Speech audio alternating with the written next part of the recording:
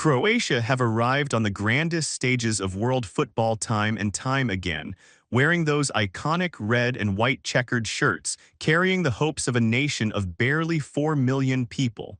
Luka Modric pulling the strings in the middle of the park, Modric with the outside of the boot, Modric controlling the tempo. Sure, they have never looked like the most terrifying force on paper, nor do they boast the limitless depth of footballing giants like France, Brazil, or Spain, but count them out at your own peril.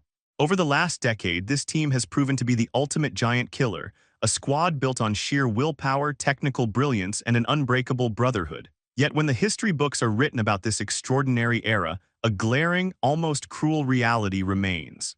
The greatest Croatian team ever assembled, led by one of the finest midfielders in the history of the sport, will likely be remembered as the greatest international side to never win a single trophy. It is a story of miracles and heartbreak, of defying impossible odds only to fall at the very final hurdle. To understand why this team failed to lift a major trophy, you first have to understand the miracle of their existence at the top of world football. We are talking about a country with a population smaller than most major European cities. They do not have the financial resources of the English FA, the sprawling academies of Germany, or the street football culture of Brazil. What they do have is a deeply ingrained sense of national pride, forged through a difficult history and an uncanny ability to produce technically flawless footballers. At the absolute center of this golden generation is Luka Modric, a player who was once told he was too small and too weak to make it in professional football. A boy who grew up surrounded by the harsh realities of the Balkan War, practicing with a punctured ball in a hotel parking lot. Modric did not just become a good player, he became the heartbeat of a nation. He is the compass that guides Croatia through every storm. When the team is under pressure, they give the ball to Luka. When they need to slow the game down, Luka takes a touch. When they need to break the lines, Luka finds a pass that nobody else in the stadium even saw. But as magnificent as Modric is, calling this Croatian side a one-man team would be a massive insult to the incredible talent that surrounded him. For years, Croatia boasted arguably the most balanced and intelligent midfield trio in international football. Alongside Modric was Marcelo Brozovic, a man whose engine never seemed to run out, covering every blade of grass, breaking up opposition attacks, and serving as the tireless anchor. Then there was Ivan Rakitic, and later Mateo Kovacic, providing tactical fluidity, elegance, and the ability to carry the ball out of danger. This midfield did not just compete with the best in the world, they dictated games against them.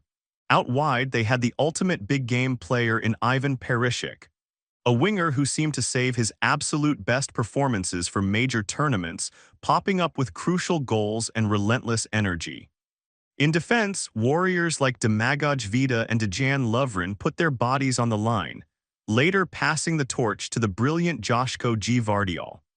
And in goal, whether it was Danijel Subasic in 2018 or Dominik Livakovic in 2022, Croatia always found a way to produce a hero when it mattered most. The peak of this golden generation, and the moment they came agonizingly close to immortal glory, was the 2018 World Cup in Russia. This was the tournament where Croatia refused to die. After storming through a difficult group stage, dismantling Lionel Messi's Argentina in the process, Croatia entered the knockout rounds. What followed was a true test of physical and mental endurance. In the round of 16 against Denmark, they fell behind in the first minute, equalized, survived a grueling extra time, and won on penalties. In the quarterfinals against the host nation, Russia, they went through exactly the same exhausting process.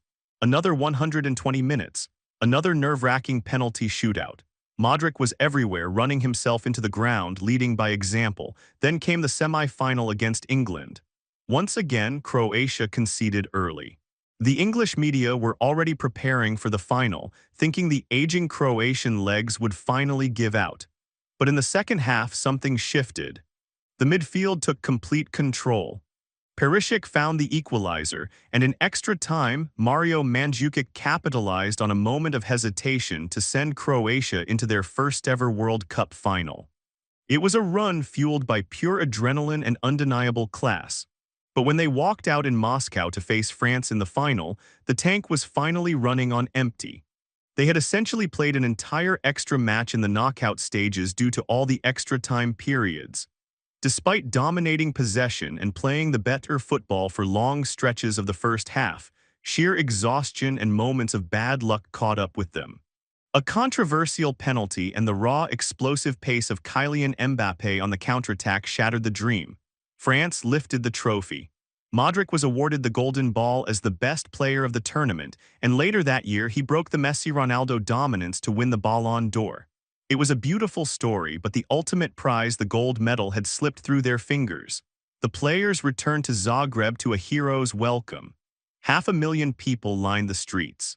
They were champions in the eyes of their people, but the trophy cabinet remained empty.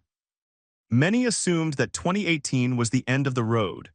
Rakitic stepped away from international football. Mandzukic retired. Subasic hung up his gloves. The core was aging and critics wrote Croatia off, predicting a slow fade back into international obscurity. But Zlatko Dalic, the quiet and masterfully pragmatic manager, began a slow and careful rebuild. He integrated younger talents while keeping the old guard motivated. By the time the 2022 World Cup in Qatar rolled around, expectations were modest. They were older, slower, and seemingly lacking the firepower of 4 years prior. Yet the Croatian mentality remained untouched. They grinded their way out of the group stage with a gritty determination. In the round of 16, they faced a vibrant, fast-paced Japan side. True to form, Croatia went a goal down, equalized through Perisic, dragged the game to penalties, and let Livakovic make history with 3 penalty saves. Then came the defining match of their modern era, the quarterfinal against the tournament favorites Brazil. A Brazilian squad overflowing with superstars like Neymar, Vinicius Jr. and Richarlison, a team that was dancing their way through the tournament. For 105 minutes, Croatia played a defensive masterclass. Modric, Brozovic, and Kovacic put on a clinic in game management. They suffocated Brazil's rhythm, keeping the ball just enough to frustrate the South Americans.